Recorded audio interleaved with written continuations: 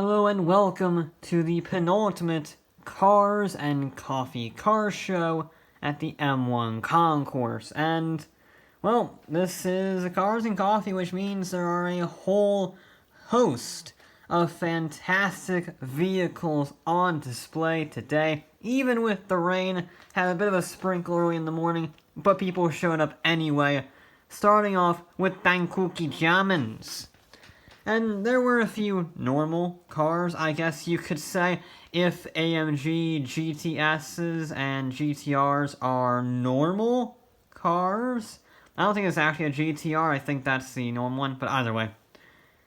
There were some more interesting ones, though. I mean, the modern cars don't really tickle my fancy, but, 930 turbos and 964 turbos certainly do. You can sort of see the rain a little bit. It only rained for about 10 minutes, but it was enough to scare some away.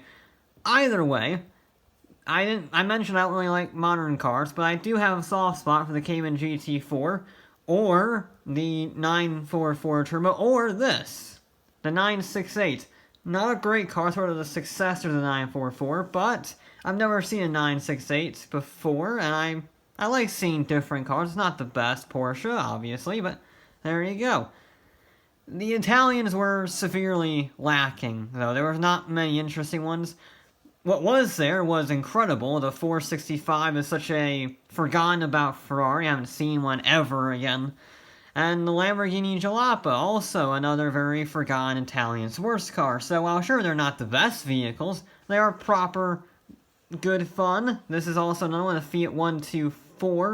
I believe the precursors of the Fiat 141, 151, whatever it's called.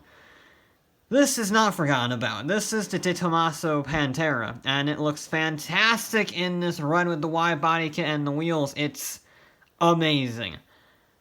The British were in much further attendance. The Italians a bit lackluster. What they had was great, but the Brits had a lot more, whether they be classic Jags or Austin Healey's, or a whole bunch of British roadsters, including many Triumphs. There was this TR3, there was a TR5, and there was a TR6. I love the candy red paint job on it, whatever it's called. Looks great. There was also a Triumph Spitfire, a new car I haven't seen before. It's very tiny. The Charger is big next to it, but not that big, and it looks like it'll get run over. This also looks like it'll get run over. It's a mini moke, which is just fun. It's just a fun thing to say. It's much less angry than this, the Mini Cooper GP, the 2021 model, too. Brand spanking new. I think it looks hilariously amazing. It's not fantastic, but it's nice to see a track car, and it certainly wasn't the only track car. There was a Noble M400, there was the Lotus Elise, and a beautiful midnight purple paint with the gold rims. But I think this has to be the best track car and the best car in show, because it's a BAC mono. Yeah, I've never seen a mono. I've seen the Ariel Atom 500, I've seen Radical SR3s, but the mono has eluded me because it's not road legal here. How it's here, I don't understand. Maybe show and display? Either way, it looks amazing to see one in person. Best car in show by far, and I'm quite a big fan of it.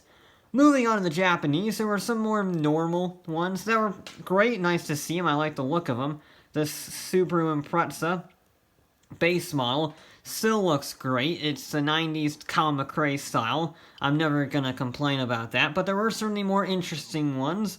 Like, for instance, all of the Nissan Datsuns, whether they be the 240, the 260 pictured here, this is a 240 SX, or there were the 300s, there were quite a few of those, there were a few 350s, a few 370s.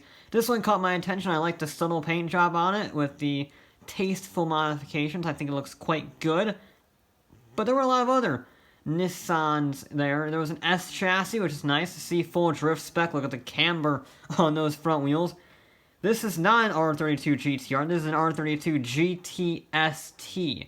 Sort of the non-RB version, which is slow for sure, but a nice welcome sight. There were a few Hondas as well, mainly the S2000 and the NSX, which I'm never gonna complain about seeing an NSX. There was a nice pristine original one there, which is nice, and a much more clean looking with fantastic rims. I love the rims on that one. I think I've seen it a few times before, and it never gets old. Toyota also had some pretty interesting ones. The MR2, the FJ40, Land Cruiser, and the A80 Super made a few appearances. Not as many as last time, but there were still a few.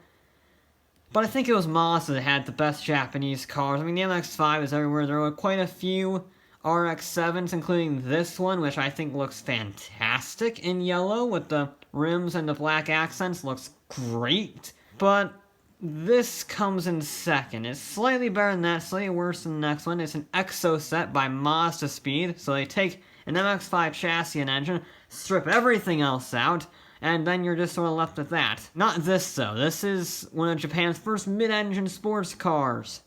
Yes, the AutoZam Mazda Speed AZ1 with the gull-wing doors, mid-engine, K car. Sure, it has 60 horsepower, but it is brilliant.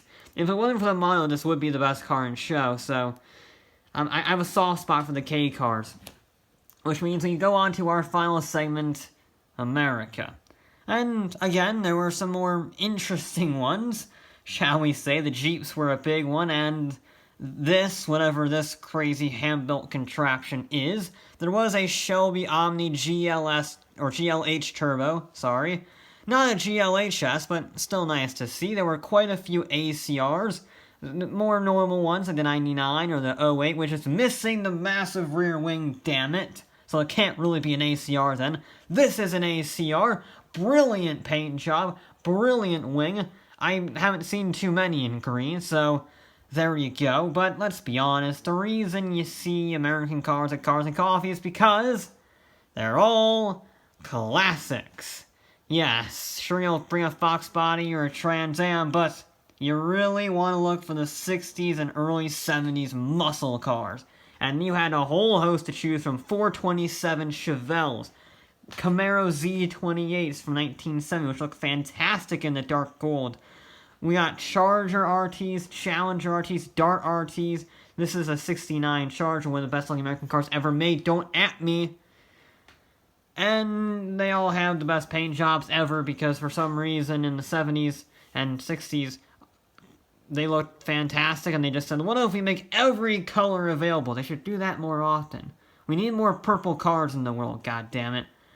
And there were quite a few Mustangs as well, not to mention, along with the Challengers and the Chargers, there were some amazing Mach 1s. I mean, I love the blue with the yellow paint. There were some 1970 Mach 1s. They didn't make too many of these. I don't think they're quite as good as, the 69 is iconic. It's a great car. This is probably even more iconic, though. The 56 Corvette C1 with the V8 in it by Zora. Personally, I prefer the C2, especially this one with the fantastic blue paint, but, that's just my personal preference. And the Americans did bring a few race cars, actually, whether it be this Global Time Attack Corvette, which was definitely not road legal, and it had a temporary license plate just stuck on there to stop the police from questioning it. But there were also a few, proper race cars, the Can-Am cars that will be shown in a special video in a month or so, maybe a month, 2 months. Either way, look forward to that. This show was very impressive. I really liked it. There were a lot of variety. I always love seeing different cars. I mean, you can see an Aventador and a whole bunch of car shows. You can see Huracans, Mustangs, whatever. But seeing these type of vehicles really puts a smile on my face because they're just different. They're not the best, but they're different. And the mono is something I've never seen before, and, well, it lived up to expectations.